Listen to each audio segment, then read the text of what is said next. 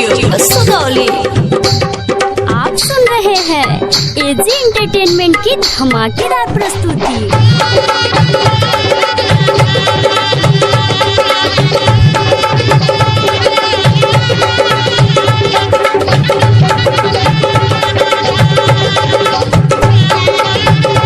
Music director जीजे मोहन।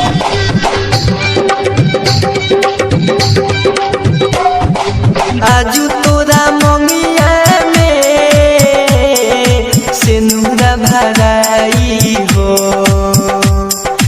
आजू तोरा मंगिया में सिनुरा भराई हो।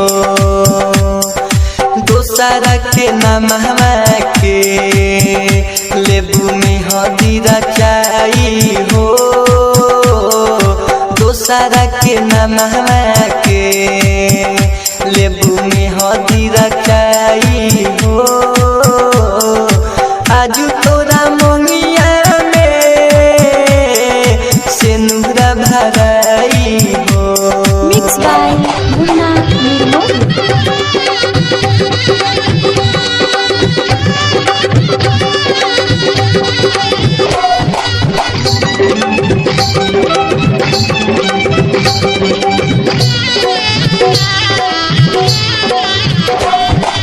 जाके सजैबू ससुराल तू पियावा के से जावा हो। जाके सजैबू ससुराल तू पियावा के से जावा हो। इहे सोची सोची कुह के जाने हमरो करे जावा हो। इहे सोची सोची आप सुन रहे हैं एजी एंटरटेनमेंट की धमाकेदार प्रस्तुति। आजू तोरा मंगिया में सिनुरा भराई हो। आजू तोरा मंगिया में सिनुरा भराई हो। दोसरा के नामवा के लेबू में हदीरा चाही हो। दोसरा के नामवा के लेबू में हदीरा चाही हो। आजू तोरा मंगिया में सिनुरा भराई हो।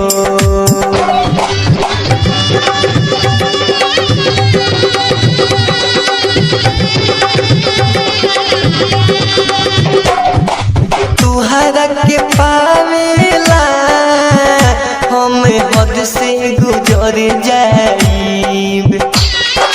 तुहरा के पावेला हम हद से गुजर जाइब। हमर जे ना हो खबू शीशा नियन बिखर जाइब। हमर ना हो खबू शीशा नियन बिखर जाइब।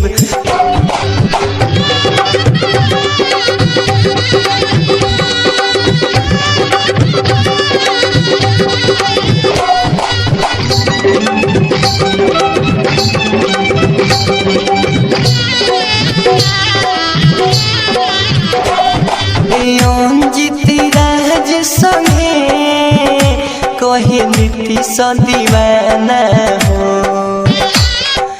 अंजित राज संगे कहे नीतीश दीवाना हो।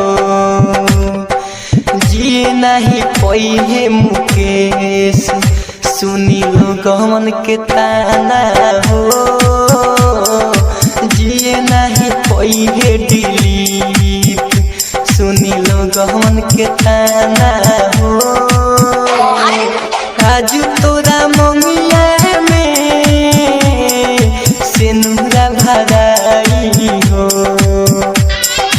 आजू तोरा मंगिया में सिनुरा भराई हो। दोसरा के नामवा के लेबू में हदी रचाई हो दोसरा के नाम के ले लूमी हदी रचाई